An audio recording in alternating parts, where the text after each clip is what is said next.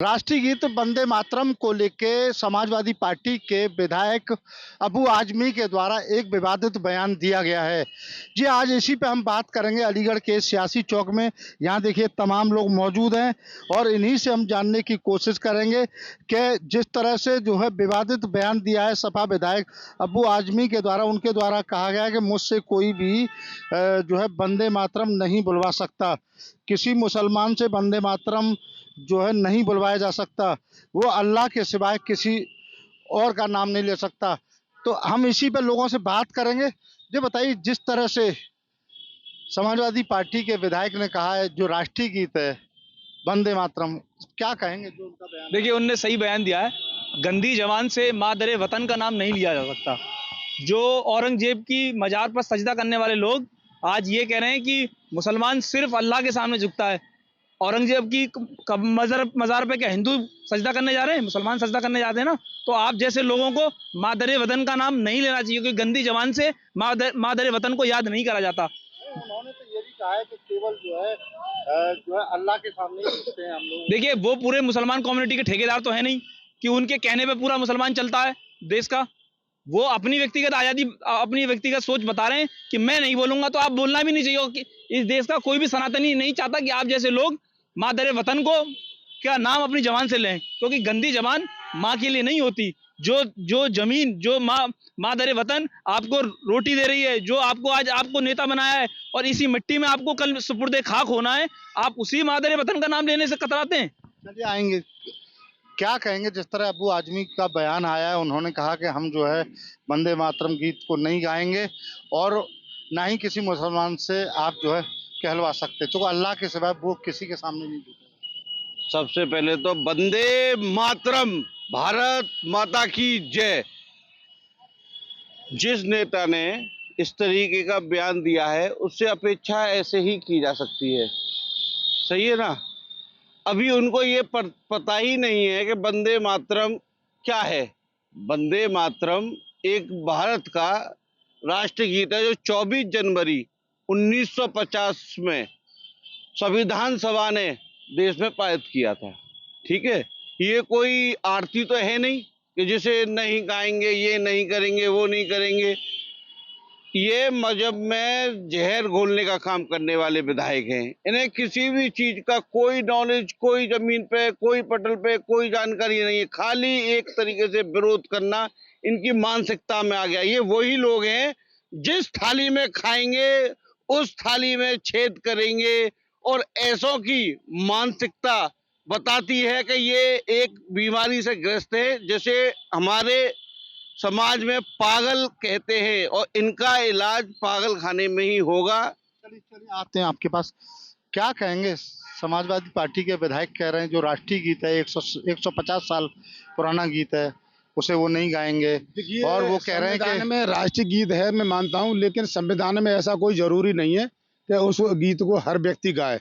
ये हर व्यक्ति को आज़ादी आर्टिकल 26, 25 में कि अपने मजहब के अनुसार चले। कोई जरूरी थोड़ी जबरदस्ती।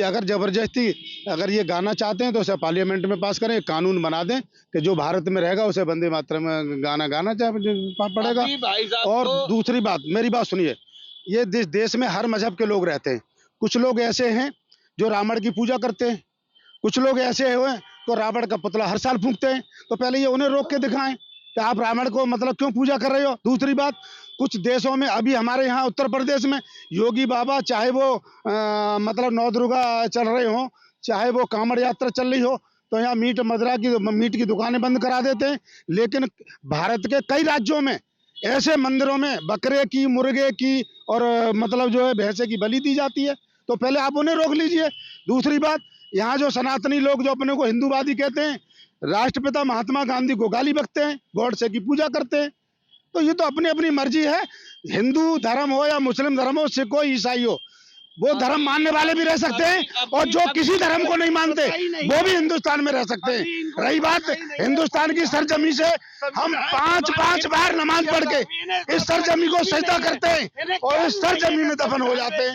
चलिए आते हैं, क्या कहेंगे? अबू आजमी का जो विवादित बयान आया है, उन्होंने कहा हम राष्ट्रीय गीत नहीं गाएंगे वंदे मातरम, और ना ही मुसलमान से किसी से देखिए, माँ भारती के लिए, सर्वधर्म के लोगों के लिए उतना ही प्रेम प्यार है जितना देश के प्रत्येक व्यक्ति करता है।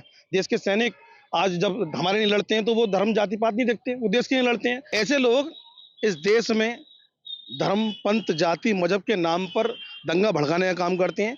ये लोग कभी नहीं चाहते कि देश एक सूत्र में बंधा रहे। ये लोग हमेशा जानबूझकर इस देश में अनगढ़ ब्याजबाजी करते हैं। रही अबू आजमी, ऐसे लोगों का इस देश में कभी अस्तित्व नहीं रहा था, कभी नहीं रहा। इस देश में हर पंथ, हर धर्म, हर लग के जो लोग थे वो केवल देश के नाम पर थे, धर्म के नाम पर नहीं थे। लेकिन ये लोग जानबूझकर धर्म की राजनीति इस तरीके से भड़का रहे हैं। माँ भारती सबके लिए उतनी है। कौन से आते हम क्या कहेंगे जिस तरह से अबू आजमी का बयान आया है? देखिए, ये हिंदुस्तान है और वंदे मातरम, मैं बता दूं आपको, ये जो 150 वर्षों की यात्रा है, वंदे मातरम राष्ट्रगीत तो है ही हमारा, लेकिन हिंदुस्तान और भारत के प्रत्येक निवासी का गौरव भी है, हमारे देश का गौरव भी है। वंदे मातरम के प्रत्येक शब्द में राष्ट्रभक्ति का एक एक शब्द नजर आता है। जो व्यक्ति हिंदुस्तान के अंदर रहता है, भारत के अंदर रहता है, तो ये उसका पर्सनल व्यक्तिगत विषय नहीं है। अगर मैं भारत से प्यार करता हूं, हिंदुस्तान से प्यार करता हूं, तो ये मेरा कर्तव्य बनता है, मेरी जिम्मेदारी बनती है कि मैं राष्ट्रभक्ति से ओतप्रोत होकर इस अमर गीत को बुलंद करने का काम करूं और अपने देश के गर्व को, अपने देश के सर को ऊंचा करने का काम करूं। सबकी जिम्मेदारी बनती है। जो लोग ये कह रहे हैं कि हम वंदे मातरम नहीं गाएंगे और ना गाने देंगे, वो उनको भारत में रहने का कोई अधिकार नहीं है, हिंदुस्तान में रहने का कोई अधिकार नहीं है। आपके पास क्या कहेंगे जो अपने अबू देश आजमी का- जिस तरह से कह रहे हैं कि किसी मुसलमान से भी नहीं, जो उस राष्ट्रीय गीत को नहीं गा पाते? अबू आजमी जैसे लोग ये एक तरह से देशद्रोहियों की कैटेगरी में आते हैं। ये पहले भी तमाम तरह के विवादित बयान देते रहे हैं और ये लोग जो है धर्म और समाज के प्रति एक नासूर बने हुए हैं यहाँ हिंदुस्तान में। ऐसे लोगों को तो तत्काल देश से बाहर निकाल देना चाहिए। चलिए, क्या कहेंगे जिस तरह अबू आजमी साहब का बयान आया है, ये तो राष्ट्रीय गीत है, ऐसे गाने में क्या दिक्कत है वंदे मातरम? ये दोनों का मकसद एक ही है। बीजेपी वालों का भी मकसद यही है और समाजवादी वालों का मकसद एक ही है। ये दोनों पहलू, दोनों सिक्के का एक ही पहलू है। समाजवादी वालों को भी यही चीज़ छोड़नी है बीच में, जनता के बीच में, और बीजेपी वालों को भी यही छोड़ना है। जो कि इनको राजनीति करनी है, इनको धर्म से उससे कोई मतलब नहीं है। जो मुसलमान समाजवादी के अंदर जो काम कर रहे हैं वो भी इनसे मिले हुए हैं और ये उनसे मिले हुए हैं। इनकी नूरा कुश्ती है। मुसलमानों को किस तरीके से मतलब परेशान किया जाएगा, किस तरीके से कौन से मोड़ पे इनको लिया जाएगा, बस इनका ये काम रह गया है। ये जबरदस्ती कराएंगे किसी काम के लिए। अगर कोई आदमी नहीं, जो राष्ट्रीय गान है उसे कौन नहीं कहता, कौन नहीं गाता उसके लिए? राष्ट्रीय गान जनगण मनगण ये कौन नहीं गाता? हर आदमी आते हैं आप, क्या कहेंगे आप? देखिए, ये अबू आजमी ने जो कहा है वो बिल्कुल सही है। मुसलमान अल्लाह को मानता है और अल्लाह के ही सामने झुकता है और 5 टाइम की नमाज पढ़ता है। तो ये मातृभूमि जो कही जाती है, ये माता जो कही जाती है, इसको 5 बार सजदा करके, मैं कहता हूँ एक भी जो है जो क्या नाम है हमारे जो सनातन वाले लोग हैं, एक भी बार माता को याद नहीं करते होंगे। लेकिन इस जमीन पर, इसी जमीन में जाना है मुसलमान को 5 बार याद करता है। अल्लाह अकबर, अल्लाह बहुत बड़ा है। और राष्ट्रीय गीत गाने में क्या दिक्कत है? वंदे गीत है जनगण मन अधिनायक जय हे, भारत भाग्य विधाता, पंजाब सिंध गुजरात मराठा द्राविड़ उत्कल बंग। ये राष्ट्रीय गीत है। राष्ट्रीय गीत गाने में किसी भी मुसलमान को कभी भी परेशानी है? वंदे मातरम राष्ट्रीय गीत नहीं है क्या? ये वंदे मातरम राष्ट्रीय गीत है ही नहीं। ये नहीं है। देखिए तमाम लोग यहाँ देखिए मौजूद थे। किसी ने कहा कि जो है तमाम लोग जो कहीं हिंदू मुसलमान की राजनीति की थी, समाजवादी पार्टी चाहे बीजेपी, तो सब लोगों ने अपनी अपनी राय रखी।